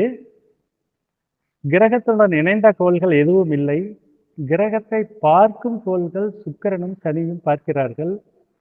கிரகம் பெறும் சிறப்புத்தன்மை அங்கே இல்லை. அப்பொழுது சந்திரன் அங்கே 12ஆம் இடத்திலே சனி பகவான், உச்சம் பெற்ற சனி பகவானுடைய பார்வையும், லக்னத்துக்கு 6ஆம் இடத்திலே மறைவுஸ்தானத்திலே அமர்ந்திருக்கூடிய பார்வையும், சுக்கிரன் சுபகிரகத்தினுடைய பார்வையும், அவரும் 6ஆம் இடத்திலே உச்சம் பெற்று ஆட்சி பெற்று அங்கே மூல திரிகோணத்திலே இருக்கக்கூடிய கிரகம். ஆகவே இவருக்கு ஒரு சமமான அந்த அமைப்பை அங்கே பெறுகிறார். அடுத்தபடியாக செவ்வாய் பகவான், அவர் நிற்கக்கூடிய ராசியில் பெறும் தன்மை நட்பு, நிற்கும் ஸ்தானம் 8. கிரகத்துடன் இணைந்த கோள் குரு. கிரகத்தை பார்க்கும் கோள் சனி பகவான் பார்க்கிறார். 3ஆம் பார்வையாக சனி பகவான், உச்சமற்ற சனி பகவான் பார்க்கிறார். ஆகவே இது மறைவுஸ்தானம். ஆனால் அங்கே செவ்வாய் பெற்றது நட்பு, குருவோடு அமர்ந்திருக்கிறார். ஆனால் உச்சம் பெற்ற சனியினுடைய 3ஆம் பார்வை அங்கே விழுகிறது. ஆகவே இது ஒரு மத்தியம பலன்களைத்தான் நாம் எடுக்க வேண்டும். அடுத்தபடியாக புதன், புத பகவான் அவர் நிற்கக்கூடியது கோணத்திலே 5ஆம் இடத்திலே. ராசியில் அவர் பெறக்கூடிய தன்மை நட்பு. ராசியில் நட்பு கிடையாது, ஆட்சி பெறுகிறார், அங்கே உச்சம் பெறுகிறார். நிற்கும் பாவகம் ஸ்தானம் என்று பார்க்கும் பொழுது 5ஆம் இடம். கிரகத்துடன் இணைந்த கோள் என்று பார்க்கும் பொழுது சூரியன். கிரகத்தை பார்க்கும் கோள் என்று பார்க்கும் பொழுது எந்த கிரகமும் பார்க்கவில்லை. கிரகம் பெறும் சிறப்புத்தன்மை, அப்ப புதன் பகவான் அங்கே பெறக்கூடிய சிறப்புத்தன்மை மூல திரிகோணம். அப்பொழுது அந்த புதன் அதிக பலத்தை அங்கே பெறுகிறார். அடுத்தது குரு பகவான், ராசியில் பெறும் தன்மை அங்கே மூல பெறுகிறார், ஆட்சி பெறுகிறார். சிறப்புத்தன்மை தான் மூல திரிகோணம். அங்கே நிற்கக்கூடிய ஸ்தானம் என்று பார்க்கும்போது 8ஆம் இடம். இணைந்த கோள் வியாழனோடு செவ்வாய் நட்பு பெற்று அங்கே அமர்ந்திருக்கிறார். பார்க்கக்கூடிய கோள் சனி பகவான். அங்கே வியாழன் பெற்ற, குரு பகவான் பெற்ற சிறப்புத்தன்மை மூல திரிகோணம். ஆகவே வியாழ பகவான் அங்கே 8ஆம் இடம் என்ற மறைவுஸ்தானத்திலே சனி பகவானுடைய ஆட்சியை பெற்றிருக்கிறார். ஆனால் அங்கே அவர் பெற்ற ஆட்சி மூல திரிகோணம் இந்த அமைப்பை பெற்றிருக்கும் பொழுது ஒரு சமமான பலத்தை அங்கே பெற்றிருக்கிறார். அடுத்தது சுக்கிர பகவான், அவர் அங்கே பெற்றிருப்பது ஆட்சி பெற்றிருக்கிறார். கிரகம் நிற்கும் ஸ்தானம் 6ஆம் இடம், அது மறைவு ஸ்தானமாக இருக்கிறது. இணைந்த கோள் சனி பகவான். கிரகத்தை பார்க்கும் கோள் சந்திரன் அங்கிருந்து 7ஆம் பார்வையாக பார்க்கிறார். சந்திரன் கிட்டத்தட்ட ஒளி பொருந்திய சந்திரன், அதாவது பௌர்ணமிக்கு அருகில் இருந்து பார்க்கக்கூடியவர். ஆனால் இருந்தாலும் அவர் நம்ம பார்க்கக்கூடிய விதத்தை வைத்து நாம் ஓரளவுக்கு தான் அதை எடுக்க முடியும். தேய்பிறை சந்திரனாக வருகிறார். அடுத்தபடியாக அங்கே சனி பகவான் பெற்றது உச்சம், மத்திய பலன்கள் அங்கே கிடைக்கிறது. அடுத்தபடியாக ராகு, லக்கணத்திலே ராகு, அங்கே அது நீச்ச பலம் பெறுகிறார். நிற்கும் ஸ்தானம் லக்கணம் 1ஆம் பாவகம். கிரகத்துடன் இணைந்த கோள்கள் எதுவும் இல்லை. கிரகத்தை பார்க்கும் கோள் 7ஆம் இடத்திலிருந்து லக்ன பாவத்தை கேது பகவான் பார்க்கிறார். அப்பொழுது இது உச்சம் பெற்ற கேது, அங்கே ராகு நீச நிலையிலே இருக்கிறார். ஆகவே இது அவ்வளவு சிறப்பான அமைப்பை கொடுக்கவில்லை. கேது பகவான் இங்கே உச்ச நிலையிலே இருக்கிறார். அவர் நிற்கும் ஸ்தானம் 7ஆம் இடம். இணைந்த கோள்கள் எதுவும் இல்லை. பார்க்கக்கூடிய கோள் லக்னத்திலிருந்து ராகுதான் அவர் 7ஆம் பார்வையாக பார்க்கிறார். கிரகம் பெறும் சிறப்புத்தன்மை எதுவும் கிடையில்லை. இது கேது பகவானுக்கு ஒரு உச்சம் பெற்றதனால் அங்கே அவர் சிறப்புத்தன்மை பெரிய பலம் பெறாவிட்டாலும் ஒரு ராகனுடைய பார்வை இருப்பதனால் சமமான பலத்தை பெறுகிறார். இந்த ஜாதகத்தில் ஜோதிடர் வந்தும் பொழுது நாம் சொல்ல இந்த கிரக பலத்தை வைத்து சொல்லும் பொழுது ஜாதகருடைய அமைப்பை பெற்று முதலிலே அவருக்கு திரிகோணத்தில் இருக்கக்கூடிய சூரியன் புதன் இவர்களை பார்த்து லக்னம் லக்னாதிபதியை பார்த்தோம். சுக்கிரன் அங்கே பலம் பெற்று 6ஆம் இடத்திலே அமர்ந்திருக்கிறார் சொந்த வீட்டிலே. லக்னாதிபதி பலம் பெறுவது சிறப்பு. ஆனால் 6ஆம் இடத்திலே ஜாதகருடைய வாழ்க்கை அதாவது நடுநிலைமையானதாகத்தான் இருக்கும். பெரிய அளவுக்கு சிறப்பு பெற்றதாக இருக்காது என்று கூறப்பட்டது. படிப்பு என்று பார்க்கும் பொழுது புத பகவான் அங்கே ஆட்சி உச்சம் மூலத்திரிகோணம் சூரிய பகவானுடைய நட்பு பெற்றதனால் இவர் படிப்பிலே மிக சிறந்த திறமையை பெற்றிருக்கிறார் என்று சொன்னோம். அதே போல 5ஆம் இடம் என்பது உயர்கல்வி, அதாவது கல்லூரி கல்வி வரை படித்திருப்பார் என்று சொல்லும் பொழுது ஆம் என்று சொன்னார்கள். அதே போல புதன் இரட்டைத்தன்மை 2 டிகிரி நீங்கள் முடித்திருக்க வாய்ப்புண்டு என்று சொல்லும் பொழுது 2 டிகிரி முடித்திருக்கிறார். இந்த மாதிரி புதன் வைத்து சொல்லும் பொழுது சிறப்பான பலன்கள் அங்கே அவருக்கு கிடைத்தது. ராகு புதன் சேரும் பொழுது ராகு எப்பொழுதுமே ஒரு மாற்றத்தை அடையக்கூடியவர். இப்போ குரு பகவானுக்கு ராகு பகவானுக்கு 5லே ராகு கோணம் என்று எடுக்கும் பொழுது லக்னத்துக்கு 5. அப்போ ராகனுடைய அமைப்பை சேர்க்கையிலே சேர்த்து எடுக்கும் பொழுது படிப்பிலே பள்ளியிலே மாற்றம் வந்ததா என்று கேட்டதற்கு ஆம் என்று சொன்னார்கள். அவர்கள் 12ஆம் வகுப்பு 10ஆம் வகுப்பு 12ஆம் வகுப்பிலே பள்ளிக்கூடம் மாற்றம் சென்றது. இதையும் நாம் ஒரு ஜாதகர் வரும் பொழுது ஜோதிடர்கள் அந்த ஜாதகத்தை கையிலே எடுத்து பார்த்தவுடன் நமக்கு பலன் சொல்லக்கூடிய அமைப்பிலே இவைகளை எல்லாம் ஒரு நுணுக்கமான அமைப்புகள். அடுத்தபடியாக இவருடைய ஆயுள் பலம் என்று பார்க்கும் பொழுது முதலிலே அதை சொல்லி இருக்க வேண்டும். இருந்தாலும் இப்பொழுது சொல்கிறேன். 8ஆம் இடத்தை ஆயுளுக்கு என்று எடுக்கிற அங்கே குரு பகவான் அங்கே ஆட்சி மூலத்திரிகோணம் பெறுகிறார். செவ்வாயுடன் நட்பு பெறுகிறார். இவர் சிறந்த ஆயுளை பெற்றிருப்பார் என்று சொல்லப்பட்டது. அடுத்தபடியாக அவருடைய தொழில் என்று பார்க்கும் பொழுது 10ஆம் இடம் 10ஆம் தேதி சனி பகவான் 6ஆம் இடத்திலே வந்து இங்கே சுக்கிரனுடன் சேர்ந்து நட்பு பெற்று அங்கே உச்சம் பெற்றிருக்கிறார். அப்பொழுது 10ஆம் இடம் 9, 10க்கு அதிபதியான சனி பகவான் 6ஆம் இடத்திலே சுக்கிரனுடன் சேரும் பொழுது இவர் ஒரு வேலையிலே நல்ல முன்னேற்றமான வேலையில் இருப்பார். எப்படிப்பட்ட வேலையிலே சேர்ந்திருப்பார் என்று சொல்லும் பொழுது சுக்கிரன் சனி பகவான் சுக்கிரனோடு சேர்கிறார். சந்திரனுடைய பார்வை வருகிறது. அப்பொழுது சுக்கிரன் சனி என்று சொல்லும் பொழுது இது எப்படி எடுத்தோம் என்றால் வாகனத்தை குறிக்கக்கூடிய அமைப்பு. சந்திரன் ஓட்டம், சனி பகவான் இரும்பு. இது சம்பந்தமாக வாகனம் சம்பந்தமான தொழிலிலே நீங்கள் ஈடுபட்டிருப்பீர்கள். அந்த வேலையிலே இருக்கக்கூடிய அமைப்பு. ஏனென்றால் 6ஆம் இடத்துல இருக்கும் பொழுது வேலை தனியாக தொழில் செய்ய முடியாத நிலைமையில இவர் வேலைக்கு சென்றிருப்பார் என்று சொல்லும் பொழுது ஆம் வேலைக்கு சென்றிருக்கிறேன்.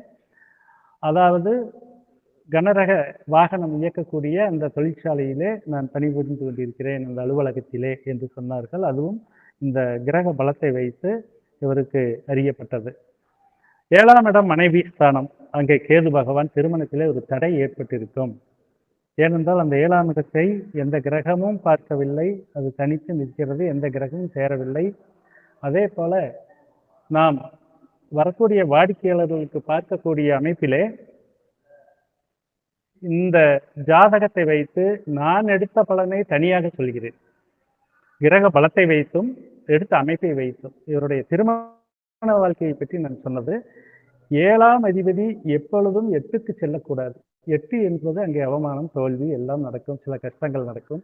அப்படி ஏதாவது உங்கள் வாழ்க்கையிலே நடந்ததா என்று சொல்லும் பொழுது மறுப்பில்லாமல் சொன்னார் ஆமாம் என்று. திருமணத்திலே ஒரு மிகப்பெரிய பிரச்சனையாகி ஒரு பெரிய அவமானத்தை சந்திக்கக்கூடிய சூழ்நிலை ஏற்பட்டது என்று சொன்னார். இப்படி இந்த கிரக அமைப்புகளை வைத்து நாம் சொல்றோம். அதே மாதிரி மனைவி எப்படிப்பட்ட மனைவி அப்படிங்கிறத நம்ம சொன்னோம். அதாவது சுக்கிரன் மனைவி, அவர் லக்னாதிபதியாகவும் இருந்து அங்கே சுக்கிரன் அந்த மனைவியினுடைய அமைப்பை சனி பகவானோடு சேரும் பொழுது உங்களுடைய மனைவி நன்றாக வேலைக்கு செல்லக்கூடியவர், படித்திருப்பார். ஏனென்றால் சனி பகவான் அங்கே உச்சம், அந்த திறமை எல்லாம் இருக்கும். ஆனால் உங்களை விட அவர் நிறத்திலே சற்று குறைவாக இருப்பார் என்று சனி பகவானை வைத்து சொல்லப்பட்டது. அதுவும் சரி என்று சொன்னார்கள். இப்படி இந்த கிரகங்கள் பெறக்கூடிய அமைப்பை வைத்து நாம் ஒவ்வொரு ஜாதகர் வரக்கூடிய வாடிக்கையாளருக்கு கிரக பலங்களை வைத்து நாம் நல்ல பலன்களை கூற முடியும் என்று இந்த காலகட்டத்திலே, இந்த வாய்ப்பிலே அனைவருக்கும் நான் கூறிக்கொள்ள ஆசைப்படுகிறேன். அதே போல நமது நிறுவனர் ஐயா அவர்கள் இந்த அளவுக்கு நமக்கெல்லாம் ஒரு பயிற்சியை கொடுத்து ஒவ்வொருவருக்கும் ஒரு சிறந்த தலைப்பை தேர்ந்தெடுத்து கொடுத்து அவர்களுடைய கற்ற பாடங்களையும் அனுபவங்களையும் இங்கே சேர்த்து சொல்லக்கூடிய அளவிலே இவர்கள் கொடுத்துள்ளார்கள். அதே போக இன்னொரு உதாரணம், காலமாகிவிட்டாலும் அதை சொல்கிறேன். இப்பொழுது சூரியன் மேசத்திலே உச்சபலம் பெறுகிறார். அப்பொழுது ஒருவருடைய ஜாதகம், அதுவும் ஆய்வுக்கு வரப்பட்ட ஜாதகம்தான். அந்த ஜாதகத்தை வைத்து பலன் சொல்லும் பொழுது அவரிடம் கேட்கப்பட்ட கேள்வி, அவர் இப்பொழுது அரசியல் தேர்தல் திருவிழா கொண்டிருக்கிற காலத்திலே இப்பொழுது நம்மை நாடி அவர்கள் வருவார்கள். அப்பொழுது நாம் எப்படி பதில் சொல்ல வேண்டும் என்று நான் அவர்களை பார்க்கும் பொழுது, லக்னம் கடகம், சூரிய பகவான் அங்கே உச்சம் பெறுகிறார் 10ஆம் இடத்திலே, சனி பகவான் அங்கே மூலத்திரிகோணம் ஆட்சி பெற்றிருக்கிறார் 8ஆம் இடத்திலே, 3ஆம் பார்வையாக சூரிய பகவானை பார்க்கிறார். அதே போல 10ஆம் இடம் என்பது அரசியல், சூரியன் அங்கே உச்சம். இப்பொழுது நாம் என்ன சொல்லுவோம், இதை பார்த்தவுடனே நாம் என்ன சொல்லுவோம் என்றால், இவர் கண்டிப்பாக அந்த அமைப்பிலே அதிகாரத்திலே இருக்கக்கூடிய அமைப்பை இருப்பார் என்று சொன்னோம். ஆனால் இந்த வலிமை எப்படி குறைந்தது என்றால், இதற்கு அந்த கிரகங்களுடைய அமைப்பை நாம் பார்க்கும் பொழுது சில நட்சத்திரங்கள், அங்கே எதிரடை நட்சத்திரங்களும் சில வேலையை செய்கின்றன என்பதை நாம் ஜோதிடத்திலே நாம் படித்தது, பார்த்தது, பார்த்து கொண்டிருப்பது. இப்பொழுது அந்த சூரிய பகவானுக்கு சில எதிரடை நட்சத்திரங்கள் உள்ளன.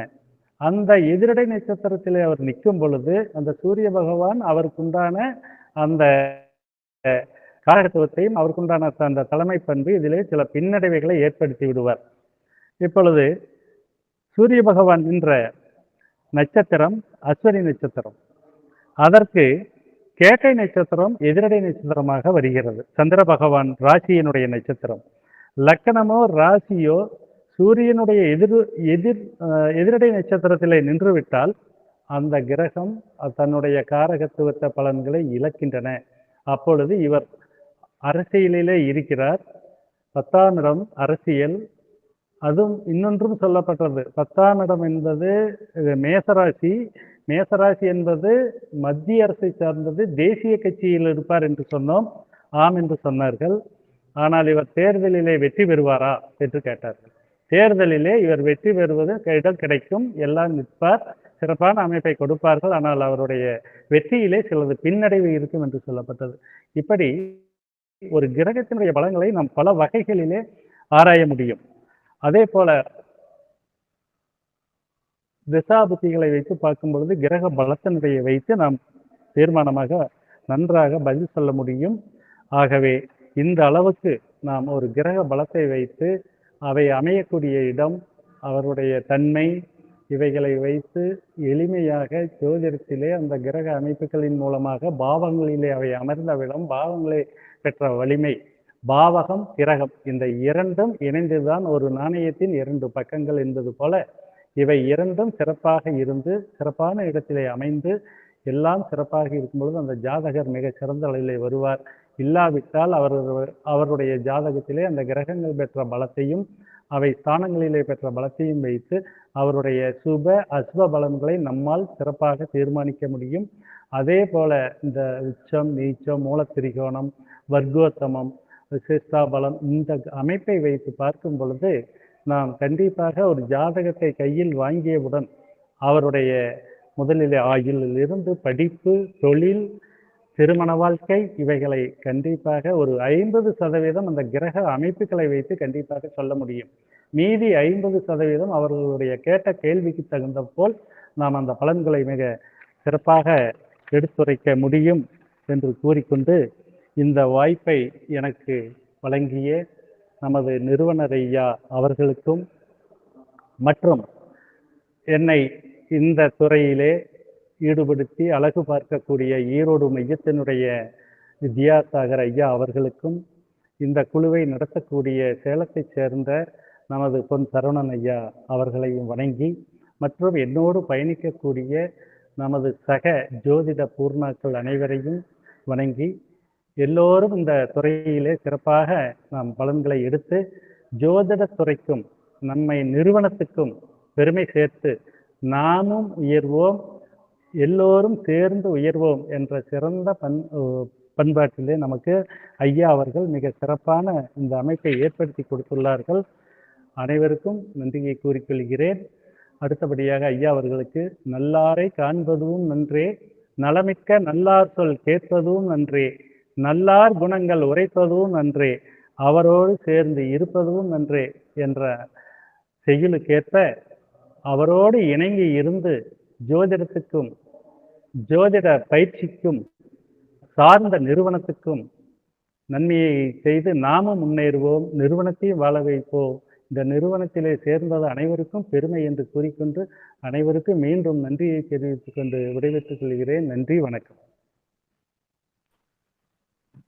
ரொம்பவே சிறப்பு, ரொம்ப சிறப்பா உங்களுடைய தலைப்புல எங்கிருந்து விலகாம கிரகங்களினுடைய மிகச்சரியான வலிமையை எவ்வாறு கண்டறிவது என்பது தொடர்பான விளக்கங்களை மிக தெளிவாக எடுத்து கூறியமைக்கும், உங்களுடைய வார்த்தையில் இருந்த தெளிவு உங்களுடைய வாழ்க்கையிலும் இருக்கும் அப்படிங்கிற நம்பிக்கையோட எல்லா ஜோதிஷ் பூர்ணாக்களும் நிச்சயமாக பயன்பெற்றிருப்பாங்க அப்படிங்கிற எந்த விதமான ஐயமும் இல்லை. உங்களுடைய வகுப்பு ரொம்ப சிறப்பா இருந்தது. வெற்றி வகுப்பாக நிகழ்த்தி கொடுத்த தங்களுக்கு ஸ்ரீஹரி ஜோதிஷ் கேடு சார்பாக வாழ்த்துக்களையும் பாராட்டுகளையும் தெரிவிச்சுக்கிறேங்க. ரொம்ப சந்தோஷம், மகிழ்ச்சி. அனைத்து ஜோதிஷ் பூர்ணாக்களுக்கும் நல்வாழ்த்துக்கள். மீண்டும் நாளைய தினம் நாம் அடுத்த கருத்தரங்கில் சந்திப்போம். அதுவரை தங்களிடமிருந்து விடைபெற்றுக் கொள்கிறோம். நன்றி, வணக்கம். நன்றி கையா, ரொம்ப நன்றி. அனைவருக்கும் நன்றி, வணக்கம்.